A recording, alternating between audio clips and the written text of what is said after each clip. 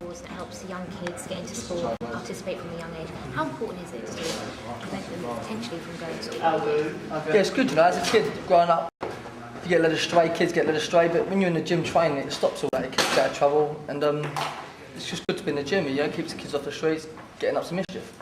Obviously, you've got John Murray coming up in 3 weeks. The war of words has started and got into full swing. How are you feeling? It's going well, it's getting a little bit needly now, it's getting a little bit spiky as it is.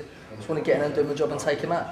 He said a bit of hurtful words. He's mentioned something about your beloved West Ham, and he said he's going to drop you like West Ham have been dropped, and the only thing that's going to be claret and blue on the night is your face. So, what have you got to say back to that? Strong words. Yeah, I was going to say close to the bone as well for you. The West Ham fans actually been getting back to me on the internet on their Facebooks and things. Been a lot of emails going through. Gives them the needle. It gives me the needle. I'll prove to him about power, strength. I've knocked a lot more opponents out than he has, and top quality opponents. And he'll feel when I'm getting on right, he'll feel the power. He's a come forward fighter, we'll see how much he wants to come forward, and he walks on the few many right hands and left hooks and see how he deals with that. Talking about power, he's actually come out and said you are not very powerful, you don't have powerful punches, and you've got a weak chin. Is there any truth in that at all? He's talking nonsense. Yeah? Yeah, definitely. I'd say it's not about power. I think I've knocked out most fights that I've had 31 now, not 24 out, and probably a lot of opponents I haven't knocked out due down to hand injury and things. But we'll prove to him, he's got to be in there for 12 rounds with me. As I said at Prescott, when you're in there for 12 rounds, when I'm prepared for 12 rounds like I am now, it's a dangerous place to be. There's no one helping you out in there. He's trying to tell them to do this and that, but all he knows is one thing: is come forward, come forward, come forward. He might have a few game plans, trying to rush me. But he'll walk on the semi. He'll feel the power and we'll see if he's carry on walking on the shots. And I think he's trying to give me a little talk about power and things, so I think he's hoping I come out and smash away and go guns blazing with him. He says if you do that, he's going to knock you out. So we'll see how it goes. He says one of his attributes is body shots, so he's going to work on your head. What are you going to do to sort of combat that? Well, have you been working on that in training? In preparation, I've been I train at Mark Tibbs. One of my trainers, Mark Tibbs, he's been putting on mitts, cage fight mitts, very hard mitts.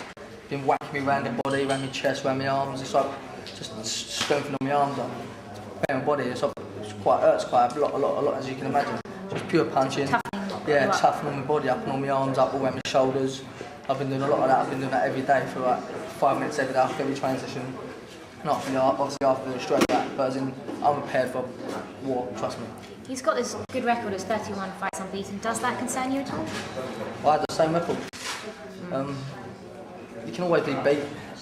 If you're not prepared for something, you can be beat. And if the other opponent's prepared better than you in the right way, you'll be beat. As in, I'm prepared rightly. And I've seen John, I've known John for years. I've watched him on the circuit as an amateur as kids.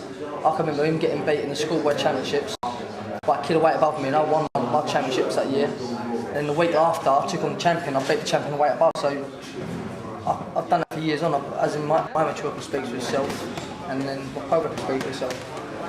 He's never mixed at this level. He's used to fighting in front of crowds of 800 people. You think you'll be the biggest, toughest test? Most definitely. He's used to fight in front of crowds of 800 people and things like that, and 1,000 people.